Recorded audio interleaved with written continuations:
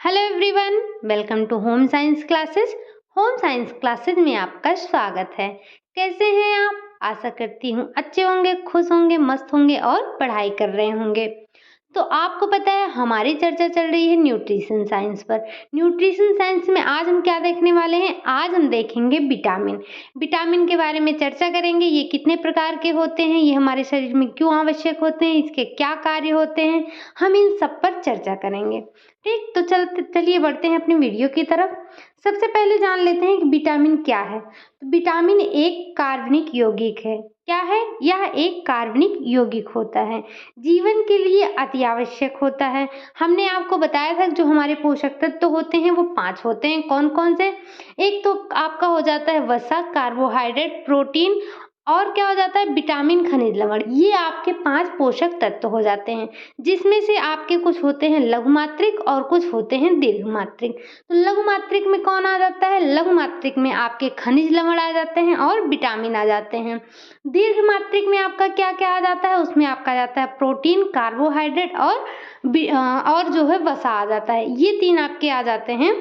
ये जो आपके दीर्घमात्रिक होते हैं, जिनकी हमारे शरीर में अधिक आवश्यकता होती है। तो आपको विटामिन में क्या याद रखना है? आपको याद रखना है कि यह एक कार्बनिक तत्व होता है, यह एक कार्बनिक यौगिक होता है, यह जीवन के लिए अति आवश्यक होता है और यह क्या होता है? एक लघुमात्रिक तत्व होता है। हमारे शरीर में ऊर्जा नहीं देता है, यह हमारे शरीर को ऊर्जा नहीं देता है। तो यह क्या करता है? जब हमारे शरीर को ऊर्जा नहीं देता है, यह हमारे शरीर को रोगों से रक्षा करता है। तो कार्बनिक पदार्थ है या कार्बनिक यौगिक है, जीवन के लिए अति आवश्यक होता है और यह एक लघुमात्रिक तत्व है। आपसे ये पूछा जाता है कि ये जो विटामिन होता है या खनिज लवण होता है या कार्बोहाइड्रेट हो गया, वसा हो गया, प्रोटीन हो गया, ये कैसे तत्व होते हैं? लघुमात्रिक, दीर्घमात्रिक, ये चीजें आपको ध्यान रखनी है। तो आपने यहाँ से ये इतना देख लिया। अब हम देख लेते हैं कि इसकी खोज, जो विटामिन है, इसकी खोज किसने की थी? तो इसकी खोज सन 1911 से 1912 में फंक ने किया था। सर्वप्रथम इसका नाम क्या था? वाइटल था, वाइटल अमीन था। सर्वप्रथम विटामिन को हम किस नाम से जानते थे? तो पहले हम विटामिन को वाइटल अमीन के नाम से जानते थे। अब लेकिन क्या हुआ, जब इसका नाम परिवर्तन हुआ, इसका नाम अलग अलग रखा गया।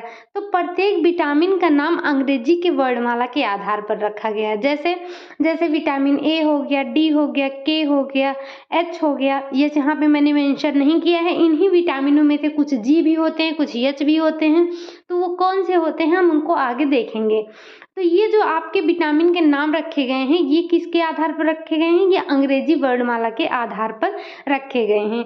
और भी इसके क्या नाम हो सकते हैं? इसके अन्य नाम भी दिए गए हैं। जैसे क्या हो सकता है कि अन्य नाम में आपका आ जाता है रोग प्रतिरोधी प्रतिकर्मक। ऐसा क्यों कहा जाता है? क्योंकि यह हमारी रोगों से रक्षा करता है।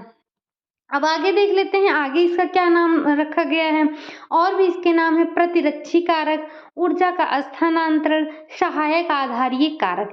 ये सारे नाम किसके हो जाते हैं? ये सारे नाम हो जाते हैं विटामिन के। तो आपने विटामिन में क्या क्या देख लिया, आपको यहीं से ही याद रखना है। ये सब आपके लिए क्वेश्चन पूछे जाते हैं आपके एग्जाम में। तो ये सब बातें आपको ध्यान रखनी है या आप इसे नोट डाउन कर सकते हैं। अगर इतना भी नहीं कर सकते तो कम से कम स्क्रीनशॉट तो ले ही सकते हैं। तो क्या याद रखना है इसमें कि यह एक कार्बनिक यौगिक होता है, यह जीवन के लिए अति आवश्यक होता है, लघुमात्रिक तत्व होता है, हमारे शरीर को विटामिन से ऊर्जा नहीं मिलती है। ये बात आपको ध्यान रखनी है। जब विटामिन से ऊर्जा नहीं मिलती है तो फिर ये हमारे रोगों से रक्षा करता है। और फिर इसकी खोज तो 1911 से 12 ईस्वी में किसने की थी? फंक ने की थी। सर्वप्रथम इसे किस नाम से जाना जाता था? तो इसे जाना जाता था वाइटल एमीन के नाम से जाना जाता था। बाकी इसके जो अन्य नाम है उसको भी आपको ध्यान में रखना है। अब हम देख लेते हैं विटामिन का वर्गीकरण। विटामिन का वर्गीकरण हम 2 रूपों में करते हैं। कैसे? एक तो आपका हो जाता है वसा में घुलनशील विटामिन और दूसरा हो जाता है आपका जल में घुलनशील। वसा में घुलनशील विटामिन कौन कौन सा होता है? यहाँ से आपसे बिल्कुल सिंपल सा क्वेश्चन पूछा जा सकता है या पूछा भी गया है कि जल में घुलनशील विटामिन कौन है, वसा में घुलनशील विटामिन कौन सा है। तो आपको पता होना चाहिए कि जो हमारा विटामिन है ये 2 भागों में बांटा गया है। किसमें किसमें? एक तो जो वसा में घुलनशील होता है और दूसरा जो जल में घुलनशील होता है। तो वसा में घुलनशील कौन कौन से होते हैं? वो होते हैं vitamin A, vitamin D, vitamin E हो गई, विटामिन ई और विटामिन के। ये 4 विटामिन आपके किस में घुलनशील होते हैं? ये 4 विटामिन आपके वसा में घुलनशील होते हैं। अब हम देख लेते हैं जल में कौन-कौन से होते हैं। तो जल में घुलनशील विटामिन 2 ही होते हैं, एक तो बी होता है और एक सी होता है। बी और सी जो होते हैं वो आपके जल में घुलनशील होते हैं और ए, डी, ई, के ये चारों आपके किस में घुलनशील होते हैं? ये आपके वसा में घुलनशील होते हैं। लेकिन आपको पता है ये जो हमारा विटामिन बी है यह एक ग्रुप है, इसमें कई विटामिन आते हैं। इसमें सबसे पहले आपका आ जाता है थायमिन, जिसे हम विटामिन बी1 भी कहते हैं, riboflavin vitamin B two, niacin vitamin बी3, पैराडॉक्सिन विटामिन बी6, पेंटोथेनिक अम्ल ये विटामिन बी5 और फिर आ जाता है आपका कोलिन, बायोटिन, फोलिक अम्ल, साइनोकोबालामिन ये आपके हो जाते हैं विटामिन बी के ग्रुप हो जाते हैं। और फिर आपका आ जाता है विटामिन सी। तो विटामिन बी और सी जो होते हैं वो आपके जल में घुलनशील होते हैं, बाकी जो बचते हैं वो सारे आपके वसा में घुलनशील होते हैं। ये इतना बात आपको ध्यान रखना है। अब हम देख लेते हैं कि विटामिन में सक्रिय कार्बनिक तत्व होता है। ये हमने पहले ही देखा कि जो हमारा विटामिन होता है वो कार्बनिक यौगिक होता है। तो क्या है कि विटामिन में सक्रिय कार्बनिक तत्व होते हैं जिसकी शरीर में अत्यंत सूक्ष्म मात्रा में आवश्यकता होती है, परंतु शरीर की समस्त क्रियाओं को संपन्न करने के लिए तथा उत्तम स्वास्थ्य के लिए आवश्यक होता है। ये नहीं है कि अगर इसकी आवश्यकता आपके शरीर में थोड़ा सा है तो आप इसको इग्नोर कर देंगे, इसको नहीं लेंगे। नहीं, आपके लिए यह अति आवश्यक है। लेना थोड़ा है लेकिन ये आपके लिए अति आवश्यक हो जाता है लेना। ठीक, आगे हम देख लेते हैं। अब आज हम सबसे पहले चर्चा करेंगे वसा में घुलनशील विटामिन के बारे में कि कौन कौन से जो है आपके विटामिन है जो वसा में घुलनशील हैं। हम इन सब के बारे में डिटेल में चर्चा करेंगे क्योंकि यहाँ से क्वेश्चन बनते हैं। तो सबसे पहले क्या आ जाता है वसा में घुलनशील विटामिन, हमने ऊपर ही देख लिया, vitamin A, vitamin D, vitamin E और विटामिन के। ये चारों विटामिन आपके वसा में घुलनशील होते हैं। तो हम सबसे पहले आज देख लेते हैं विटामिन ए के बारे में। विटामिन ए के बारे में चर्चा करेंगे आज हम। उसके बाद ये आपके विटामिन की क्लासेस थोड़ा लंबी होंगी क्योंकि आपको पता है इतने सारे विटामिन हमें पढ़ने हैं तो ये एक दिन में या 2 दिन में नहीं खत्म हो पाएगा। इसको हमें लगभग 3 से 4 क्लासेस में खत्म करना पड़ेगा। तो आज ये हमारी इसकी पहली क्लास है। अभी इसमें हमें शायद से 2 दिन लग जाएगा विटामिन ए ही खत्म करने में। विटामिन ए नहीं, मतलब वसा में घुलनशील विटामिन। वसा में घुलनशील विटामिन को खत्म करने में 1-2 दिन लग जाएगा। फिर आपको पता है जो हमारा विटामिन बी ग्रुप है ये कितना लंबा है और यहाँ से क्वेश्चन जरूर बनते हैं। तो आपको वो भी बहुत इंपॉर्टेंट है, वो भी आपको ध्यान में रखना है और उसका नोट्स भी बनाना है।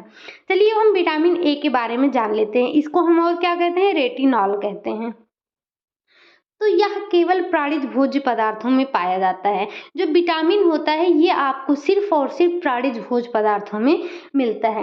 वानस्पतिक भोज्य पदार्थों में कैरोटीनॉइड्स होता है जो शरीर में जाकर विटामिन ए में परिवर्तित हो जाता है। कहने का मतलब क्या होता है कि आपको जो ये रेटिनॉल होता है, विटामिन ए होता है, ये डायरेक्टली आपको ये हमारे जो वानस्पतिक भोज्य पदार्थ होते हैं इनमें से नहीं मिलता है। ये डायरेक्टली आपको कहाँ से मिलता है? ये डायरेक्टली आपको प्राणिज जगत से मिलता है। लेकिन भोज्य पदार्थों में किस रूप में होता है? कैरोटीनॉइड्स के रूप में ये हमारे शरीर में जाता है। मतलब कि जब हम इसे भोज्य पदार्थों को ग्रहण करते थे हमारे शरीर में विटामिन ए में परिवर्तित हो जाता है। इसलिए कैरोटीनॉइड्स को प्रोविटामिन ए भी कहते हैं। तो प्रोविटामिन ए किसे कहते हैं? विटामिन ए को हम प्रोविटामिन ए भी कहते हैं। ये आपको ध्यान रखना है। अब ये विटामिन ए भी कुछ प्रकार के होते हैं। कितने प्रकार के होते हैं वो हम देख लेते हैं। तो विटामिन ए के प्रकार यहाँ दिए गए हैं। सबसे पहले आपका आ जाता है विटामिन ए। इसका पहला प्रकार है विटामिन ए। इसे रेटिनॉल भी कहते हैं। यह केवल प्राणिज भोज्य पदार्थों जैसे मांस, मछली, अंडा, दूध, पनीर, मक्खन आदि इन सब चीजों में पाया जाता है। तो जो इसका विटामिन का पहला प्रकार होता है वो क्या होता है? वो होता है विटामिन ए।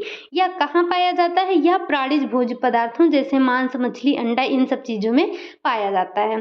फिर अगला आ जाता है आपका विटामिन ए2। विटामिन ए2 यह केवल ताजा पानी में पाए जाने वाली मछलियों के यकृत में पाया जाता है। तो जो आपका विटामिन ए है ये कहाँ पाया जाता है? यह केवल प्राणिज भोज्य पदार्थों में पाया जाता है। इसके उदाहरण क्या है? मांस, मछली, अंडा ये सब हो जाते हैं।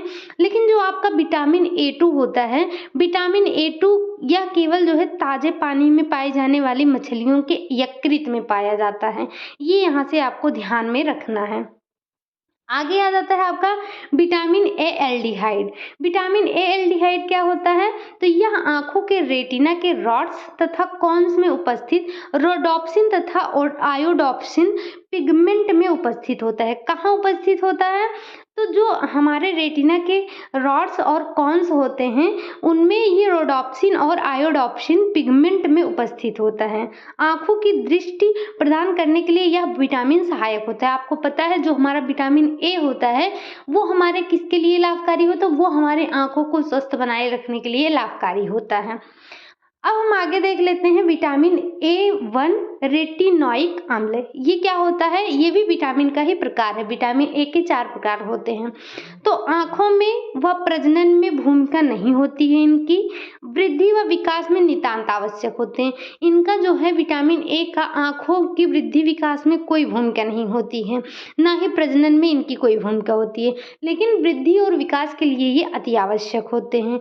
रेटिनॉल में परिवर्तन नहीं होता है, रेटिनॉल में परिवर्तन नहीं होता है, ये आपका डबल हो गया। मतलब कि क्या हो गया? ये हमारे लिए, हमारे आंखों के लिए और प्रजनन के लिए तो आवश्यक नहीं होते हैं, लेकिन ये हमारी वृद्धि और विकास के लिए नितांत आवश्यक होते हैं। इनका परिवर्तन रेटिनॉल में नहीं होता है। तो आपको यहाँ से क्या समझ में आया कि आपको विटामिन ए कितने प्रकार के होते हैं? तो विटामिन ए 4 प्रकार के होते हैं। कौन कौन से? पहला तो हो जाता है आपका विटामिन ए, दूसरा हो जाता है विटामिन A2, तीसरा हो जाता है विटामिन ए एल्डिहाइड हो जाता है, और चौथा आपका हो जाता है विटामिन ए रेटिनोइक अम्ल हो जाता है। ये आपके 4 प्रकार के विटामिन ए होते हैं। तो ये हमने विटामिन के प्रकार देख लिए, विटामिन ए के प्रकार देख लिए, विटामिन के प्रकार नहीं। ठीक, अब हम विटामिन ए की विशेषताएं देख लेते हैं। विटामिन ए की कुछ विशेषताएं भी हैं, वो कौन कौन सी हैं? तो सबसे पहले प्राणिज भोज्य पदार्थों में विटामिन ए उपस्थित रहता है, जबकि कैरोटीन वनस्पति भोज्य पदार्थ में प्रचुर मात्रा में पाया जाता है। यह कैसा होता है? यह हल्का पीला रवेदार यौगिक होता है। कैसा होता है? इसकी विशेषताएं आपको ध्यान रखनी है। आपसे कभी कभी इसके कलर पूछ लिए जाते हैं, यह कैसा पदार्थ है इसके बारे में पूछ लिया जाता है। आप हर विटामिन की अलग अलग विशेषताएं पढ़ेंगे, तो इसको आपको ध्यान में रखना है कि विटामिन, कौन सी विटामिन की क्या विशेषता है। जैसे हर विटामिन की कोई न कोई एक विशेषता ऐसी होती है जिसे आपको माइंड में रखना ही होता है। ठीक, तो यह क्या होता है? इसमें आपको सबसे पहले तो यही याद रखना है कि यह जो है आपको वानस्पतिक भोज्य पदार्थ में जो है किस रूप में उपस्थित होता है? कैरोटीन के रूप में उपस्थित होता है। और यह प्राणिज भोज्य पदार्थ में इसकी मात्रा तो अधिक पाई ही जाती है। फिर क्या हो जाता है? फिर हो जाता है कि यह किस प्रकार का, यह इसका रंग कैसा होता है? इसका रंग हल्का पीला होता है, यह रवेदार यौगिक होता है। कैरोटीन का रूप गहरा लाल होता है। इसमें 3 प्रकार के कैरोटीन होते हैं। वो 3 प्रकार के कौन कौन से होते हैं? तो अल्फा कैरोटीन, बीटा कैरोटीन और गामा कैरोटीन। तो जो कैरोटीन पाए जाते हैं ये कितने प्रकार के होते हैं? ये 3 प्रकार के होते हैं, अल्फा, बीटा और गामा पाए जाते हैं। अगला आ जाता है विटामिन ए रंगहीन है। कैसा है? रंगहीन होता है। सूर्य की रोशनी में काफी मात्रा में यह नष्ट हो जाता है। वसा में दुर्गंध का कारण भी विटामिन ए होता है, क्योंकि विटामिन ए का ऑक्सीकरण होने पर यह वसा में दुर्गंध उत्पन्न करने लगता है। जब जो हमारा विटामिन ए होता है इसका ऑक्सीकरण होता है तो यह वसा में दुर्गंध उत्पन्न करने लगता है। ये हमारे थे किसके? विटामिन की विशेषताएं। अब हमने विशेषताएं देख लिए, प्रकार देख लिए। अब हम क्या देखेंगे? अब हम देखेंगे विटामिन के कार्य, कि विटामिन ए के क्या कार्य होते हैं। तो विटामिन ए का पहला कार्य, सबसे मुख्य कार्य यही हो जाता है, या आपको पता है कि जो ये विटामिन ए होता है ये आंखों के लिए अति आवश्यक होता है। तो जब ये आंखों के लिए अति आवश्यक होता है तो इसका सबसे पहला काम क्या हो जाता है? इसका सबसे पहला काम हो जाता है कि यह आंखों को सामान्य दृष्टि प्रदान करने में सहायक होता है। विटामिन ए हमारे आंखों को स्वस्थ बनाने के लिए सबसे आवश्यक होता है। फिर अगला आपका आ जाता है कि एपिथेलियम ऊतकों के स्वास्थ्य को उत्तम बनाए रखने में महत्वपूर्ण भूमिका निभाता है। बच्चों में विटामिन ए की कमी से त्वचा की एपिथेलियल ऊतक सूख जाते हैं, जिससे त्वचा सूखी, खुरदुरी, शुष्क, बेजान, कांतिहीन हो जाती है। तो ये क्या करते हैं? ये आपके एपिथेलियल ऊतकों को स्वस्थ बनाए रखने में सहायक होते हैं। हमारे शरीर के सभी बाह्य और आंतरिक अंग इन्हीं ऊतकों से कवर्ड किए होते हैं। किससे? एपिथेलियल ऊतक से। आगे है आपका शारीरिक वृद्धि में सहायक। शारीरिक वृद्धि में सहायक विटामिन ए शारीरिक वृद्धि और विकास में बहुत ही महत्वपूर्ण भूमिका निभाती है। इसकी कमी से शारीरिक वृद्धि विकास भी रुक जाती है। अगर इसकी कमी हो गई, विटामिन ए की कमी हो गई तो क्या होगा, तो आपके शरीर की वृद्धि और विकास भी रुक जाती है। अगला आ जाता है त्वचा को स्वस्थ रखने में सहायक होता है। विटामिन ए त्वचा को कोमल, चमकदार, लोचदार, आकर्षक, कांतिमय और ये नरम, सुंदर, स्वस्थ बनाए रखने के लिए आवश्यक होता है। इसकी कमी से फिर वही हो जाता है, अगर इसकी कमी हो गई, जब ये हमारी त्वचा को चमकदार बना रहा है, आकर्षक बना रहा है, कांति युक्त बना रहा है, इसकी जो है अगर कमी हो जाएगी तो क्या होगा, आकर्षक नहीं लगेगा ना, तो जो है क्या हो जाएगी, त्वचा रूखी हो जाएगी, सूखी हो जाएगी, बेजान हो जाएगी। अगर ये कांति युक्त बना रहा था तो कांतिहीन हो जाएगी, अगर नरम बना रहा है तो कठोर हो जाएगी। तो ये सारी कमियां हो जाएंगी। आगे आ जाता है आपका प्रजनन अंग के स्वास्थ्य में सहायक होता है। जो ये विटामिन ए होता है यह प्रजनन अंगों के उत्तम स्वास्थ्य के लिए बहुत ही आवश्यक होता है। ठीक, अगला आ जाता है आपका अस्थियों की वृद्धि में सहायक। अस्थियों की वृद्धि में जो है ये बहुत ही सहायक होता है। फिर अगला आ जाता है श्वेत रक्त कणिकाओं को स्वस्थ बनाने में सहायक होता है। अगला फिर आ जाता है दांतों को स्वस्थ बनाए रखने में भी सहायक होता है। फिर इसका और क्या कार्य होता है, संक्रमण का प्रतिरोधक होता है। विटामिन ए शरीर में रोग प्रतिरोधक क्षमता की तरह कार्य करता है। यह शरीर को ताजगी, स्फूर्ति, बल, शक्ति, ये सब सारी चीजें प्रदान करने में बहुत ही महत्वपूर्ण भूमिका निभाता है। अगला आ जाता है आपका ग्लूकोप्रोटीन के संश्लेषण में भी बहुत महत्वपूर्ण भूमिका निभाता है। फिर अगला आ जाता है आपका नाड़ी संस्थान को स्वस्थ बनाए रखने में।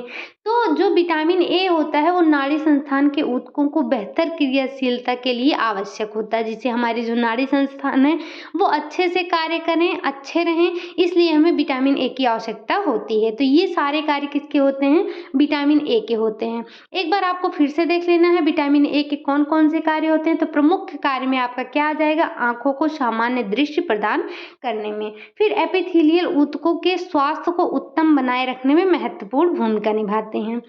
फिर अगला क्या आ जाता है, शारीरिक वृद्धि में सहायक होते हैं, त्वचा को स्वस्थ बनाए में रखने में सहायक होते हैं, प्रजनन अंगों को स्वस्थ बनाए रखने में सहायक होते हैं, अस्थियों की वृद्धि में भी सहायक होते हैं, श्वेत रक्त कणिकाओं को स्वस्थ बनाए रखने में सहायक होते हैं, दांतों को स्वस्थ बनाए रखने में सहायक होते हैं, संक्रमण का प्रतिरोधक करते हैं और फिर ग्लूकोप्रोटीन के संश्लेषण में भी सहायक होते हैं। इसका कार्य होता है ग्लूकोप्रोटीन का संश्लेषण करना। फिर अगला कार्य हो जाता है इसका नाड़ी संस्थान को स्वस्थ बनाए रखना। ठीक, तो ये थे हमारे विटामिन ए के कार्य। हमने इनके कार्य देख लिए। तो सबसे प्रमुख इसका क्या था, आंखों की सामान्य दृष्टि को बनाए रखना। अब हम क्या देखेंगे, विटामिन ए की कमी के प्रभाव देखेंगे। तो विटामिन ए की कमी के क्या क्या प्रभाव होते हैं, तो ये जो है हमारे आंखों के लिए अति आवश्यक होता है। तो सबसे पहले आपको याद रखना है क्या, कि सबसे पहले जब आपको विटामिन ए की कमी होगी तो कौन सा रोग होगा, तो हो जाएगा आपको रतौंधी रोग। रतौंधी रोग आपको पता है कि अंधेरे में नहीं दिखना। रतौंधी रोग का मतलब यह नहीं होता है कि जो है ये आपको दिन में दिखेगा और रात में नहीं दिखेगा। मतलब कि अभी आपको अंधेरे में कर दिया जाए तो आपको अंधेरे में दिखेगा, नहीं दिखेगा। लेकिन रतौंधी में क्या होता है, जब आपको प्रकाश की कमी रहेगी तो आपको नहीं दिखेगा। फिर इसके बाद सबसे पहले आपको रतौंधी होगी कि जब आपको जो है प्रकाश की थोड़ी बहुत कमी रहेगी तब नहीं दिखेगी। उसके बाद इसी में क्या आ जाता है, ज़ीरोफ्थैल्मिया आ जाता है। ये आपका स्टेप होता है। सबसे पहले आपको रतौंधी होगी, फिर आपको होगा ज़ीरोफ्थैल्मिया हो जाएगा, फिर बिटॉट स्पॉट हो जाएगा, फिर आपको फोटोफोबिया हो जाएगा, ज़ीरोसिस कॉर्निया हो जाएगा, उसके बाद केरेटोमलेशिया हो जाएगा और फिर ग्लूकोमा हो जाएगा। ये हो जाएंगे आपके स्टेजेस। ये आपके धीरे धीरे जैसे मतलब कि खराब होती हुई स्थिति, जैसे आंखों की खराब होती स्थिति होगी, ये उसी प्रकार से है। जैसे सबसे पहले आपकी आंखों में अगर जब गड़बड़ी आएगी विटामिन ए की कमी से, तो सबसे पहले आपको रतौंधी होगा, मतलब कि आपको अंधेरे में नहीं दिखेगा। उसके बाद क्या हो जाएगा, उसके बाद आपको ज़ीरोफ्थैल्मिया हो जाएगा। उसमें क्या होगा, उसमें आँखों की कॉर्निया किस नहीं है ये जो है आपका आँखों की कॉर्निया जो है, आपकी आँखों में जो कॉर्निया है उसकी झिल्ली क्या हो जाएंगी, सूख जाएंगी। वहाँ की जो है झिल्ली सूख जाएंगी, उसमें सूजन आ जाएगा और केराटिनीकरण के कारण आँखों का भीतरी भाग धुआंधार हो जाएगा और दिखाई देना बंद हो जाएगा। ये हो जाएगा आपका ज़ीरोफ्थैल्मिया। आपको इसमें से सबसे पहले तो आपको ये स्टेप याद रखना है, ठीक। आगे फिर क्या हो जाएगा आपका, जब विटाउट स्पॉट हो जाता है, इसमें क्या हो जाता है, इसमें ये हो जाता है कि कॉर्निया की श्लेष्मिक झिल्ली पर भूरे रंग या सफ़ेद रंग के धब्बे पड़ जाते हैं और कॉर्निया पर छोटे छोटे दाने दिखाई देने लगते हैं तथा धब्बों का आकार तिकोना हो जाता है। ये होता है आपका विटाउट स्पॉट। इसमें आपको सबसे पहले क्रम ही याद रखना है, लेकिन ये आपसे क्रम शायद ही टीजीटी पीजीटी में पूछा जाएगा। ये हाई लेवल में क्रम इसका पूछा जा सकता है, लेकिन ये आपको याद रखने हैं कि कौन कौन सा इसमें होता है आपकी विटामिन ए की कमी से। फिर आगे आ जाता है आपका प्रकाश की असहनशीलता। प्रकाश की असहनशीलता मतलब फोटोफोबिया। फोटोफोबिया में क्या होगा कि आँख में जो है प्रकाश, ये आपको असहज महसूस होगा। क्या महसूस होगा, असहज महसूस होगा। और क्या होगा, आँखों में दर्द होगा। इसे हीलोफीबिया भी कहते हैं। फिर आपका आ जाएगा ज़ीरोसिस कंजक्टाइवा। ये क्या होगा, इसके बाद की स्थिति है, इसमें आँखों की कंजक्टाइवा सूख जाएगी और झुर्रीदार हो जाएगी। फिर आएगा आपका ज़ीरोसिस कॉर्निया। ज़ीरोसिस कॉर्निया में क्या होगा, आँखों की अश्रु ग्रंथियाँ सूख जाती हैं तथा अश्रु निकलना बंद हो जाता है। ये होता है आपका ज़ीरोसिस कॉर्निया में होता है। फिर आपका उसके बाद क्या आ जाता है, उसके बाद आपका आ जाता है कीरेटोमलेशिया आ जाता है। इस स्थिति में क्या होगा, जब आपकी आँखों की श्लेष्मक झिल्ली टूटने लगती हैं और कॉर्निया का भीतरी हिस्सा सूखने लगता है। आँखों में घाव हो जाता है। कोई भी संक्रमण शीघ्रता से हो जाता है जिससे अंत में आँखों की रोशनी जो है वो समाप्त हो जाती है। इसमें क्या होगी, इसमें आँखों की रोशनी बाद में आपकी समाप्त हो जाती है। और क्या, फिर उसके बाद ये लास्ट में क्या आ जाता है आपका, उसके बाद आ जाता है आपका ग्लूकोमा। ग्लूकोमा में क्या होता है, ये केरेटोमलेशिया की ही भयानक स्थिति होती है। ये जो आपका ग्लूकोमा होता है, ये क्या होता है, ये केरेटोमलेशिया की मतलब केरेटोमलेशिया की भयानक स्थिति, मतलब इस स्थिति से भी और इसकी स्थिति गड़बड़ हो जाती है, आँख की और भी स्थिति गड़बड़ हो जाती है। फिर आपका आ जाता है, अगला क्या आ जाता है, कॉर्नियल स्कार। इसमें क्या होता है, इसमें जो है आपकी अस्थियों व उपास्थियों के कार्टिलेज में विनाशात्मक परिवर्तन होने लगता है। तो ये थे हमारे विटामिन ए की कमी के क्या प्रभाव पड़ते हैं। तो क्या प्रभाव पड़ते हैं ये हमें एक बार फिर से देख लेते हैं। जब हमारे शरीर में विटामिन ए की कमी होती है तो सबसे पहले क्या होगा, सबसे पहले होगा रतौंधी रोग हो जाएगा, फिर ज़ीरोफ्थैल्मिया हो जाएगा, फिर विटाउट स्पॉट हो जाएगा, उसके बाद आपको हो जाएगा प्रकाश की असहनशीलता। इसमें आपको ये शब्द याद रखना है, फोटोफोबिया याद रखना है। क्या हो जाएगा, फिर फोटोफोबिया हो जाएगा, फिर ज़ीरोसिस कंजक्टाइवा हो जाएगा। ये हाईलाइट नहीं है, आप लोग इसको एक बार ध्यान दीजिएगा, ये हाईलाइट करना मैं भूल गई थी। तो उसके बाद फोटोफोबिया के बाद क्या हो जाएगा, ज़ीरोसिस कंजक्टाइवा हो जाएगा।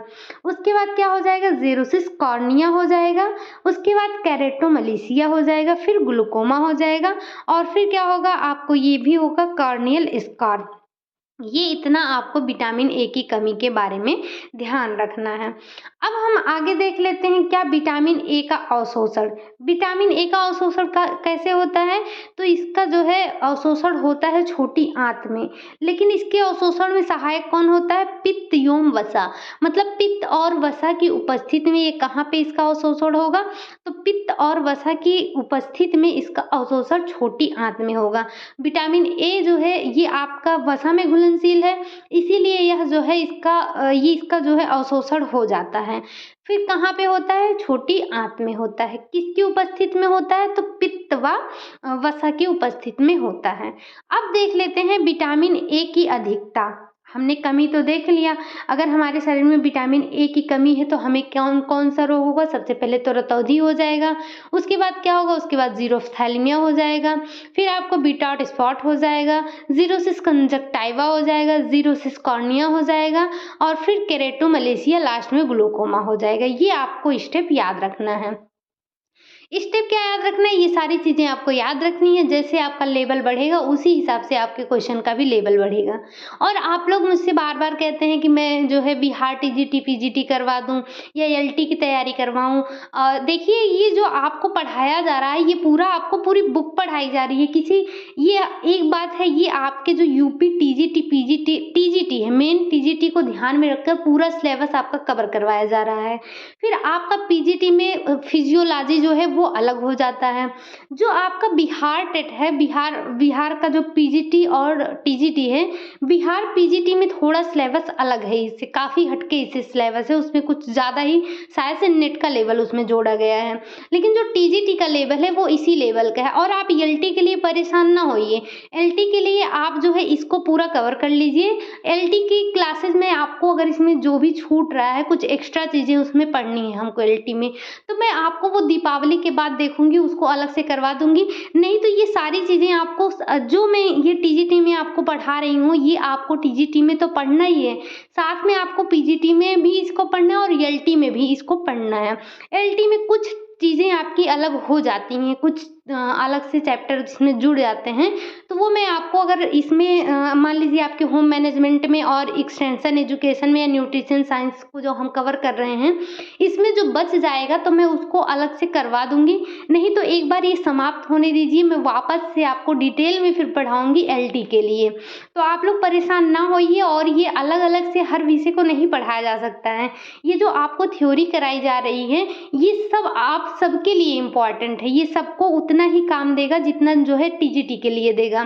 तो जो चीज़ें अलग हैं उसको अलग से पढ़ा दी जाएंगी। लेकिन जब आपको ये चीज़ें जो है न्यूट्रिशन साइंस में वही पढ़ना है, आप बताइए क्या आप पीजीटी में जब पढ़ेंगे या एलटी में पढ़ेंगे तो क्या आपके लिए विटामिन ए चेंज हो जाएगा? आपके लिए प्रोटीन चेंज हो जाएगा? आपके लिए कार्बोहाइड्रेट चेंज हो जाएगा? वसा चेंज हो जाएगा? कुछ नहीं चेंज होगा। चीज़ें वही रहेंगी। सारी चीज़ें वही पढ़नी है। सारे बुक आप लोग बुक के लिए कह रहे हैं तो देखिए, मैं एक वीडियो आपके लिए बुक बना दूंगी और जो है बुक की एक वीडियो बना दूंगी। आप लोग एक बुक को पढ़िए, 1000 बुक पढ़ने की ज़रूरत नहीं है, आपको एक बुक पढ़ लेना चाहिए। ठीक, अब पहले हम इसको विटामिन को ख़त्म कर लेते हैं, फिर मैं आपके लिए एक वीडियो बना दूंगी अलग से। तो हम विटामिन ए की अधिकता के बारे में देख रहे थे। अगर आपके शरीर में विटामिन ए की अधिकता हो जाएगी तो क्या हो जाएगा? भूख आपकी मर जाएगी, सर में दर्द रहेगा, सूखी व खुरदुरी त्वचा हो जाएगी, पैरों की हड्डियों में सूजन रहेगा, जोड़ों में दर्द रहेगा, सांस लेने में तकलीफ होगी। ये सारी चीज़ें आपको याद रखनी है। फिर आ जाता है आपका रक्त सीरम में विटामिन ए का बढ़ना, बालों का झड़ना, ये सब विटामिन ए की अधिकता के कारण हो जाते हैं। फिर इसका सोर्स क्या है? तो इसका सोर्स है प्राणिज जगत। मैंने आपको इसके बारे में पहले ही बता दिया। और सभी प्रकार के लाल पीले फल जो होते हैं वो आपके इसके सोर्स हो जाते हैं। तो ये पूरा हमने विटामिन ए के बारे में चर्चा कर लिया है। कल से हम देखेंगे विटामिन बी नहीं पढ़ेंगे, क्योंकि हम अभी पढ़ रहे हैं वसा में घुलनशील विटामिन। तो हमारा क्या क्या बच जाता है? अभी विटामिन ए खत्म हो गया है, अब बच रहा है आपका विटामिन के, विटामिन ई और विटामिन डी। ये आपके बच रहे हैं वसा में घुलनशील विटामिन 3। तो हम शायद से इसकी 2 क्लास करेंगे, नहीं तो एक क्लास में ख़त्म नहीं होगा, बहुत लंबा हो जाएगा। तो इसको हम 2 क्लास में और अभी करेंगे, तब हमारा वसा में घुलनशील विटामिन खत्म होगा। तो ये आपका पूरा विटामिन ए खत्म हो गया। मैं आपके लिए बुक की वीडियो एक बना दूंगी छोटी सी, आप लोग देख लीजिएगा और बुक ज़रूर पढ़िए। एक बुक आप हर टॉपिक की या हर ब्रांच की एक बुक रखिए और उसमें से जो भी टॉपिक आपको पढ़ाए जाते हैं वहाँ से आप मिलाइए, देखिए आपको क्या समझ में आता है, कुछ अलग मिलता है कि नहीं मिलता है। आपको बुक अच्छा रहेगा, पढ़ना चाहिए। जब आप पढ़ेंगे एक बार बुक तो आपको अच्छा लगेगा। और एक बुक को 4 बार पढ़िए, 4 बुक को एक बार पढ़ने की ज़रूरत नहीं होती है। बुक सारे अच्छे होते हैं, लेकिन आप लोग कह रहे हैं तो मैं फिर भी आपको कुछ बुक के नाम बता दूंगी। ठीक है, फिर ये वीडियो आपको कैसा लगा? अगर अच्छा लगा हो तो लाइक कीजिएगा, चैनल को सब्सक्राइब कीजिएगा। मिलते हैं नेक्स्ट वीडियो में, तब तक के लिए बाय बाय, टेक केयर।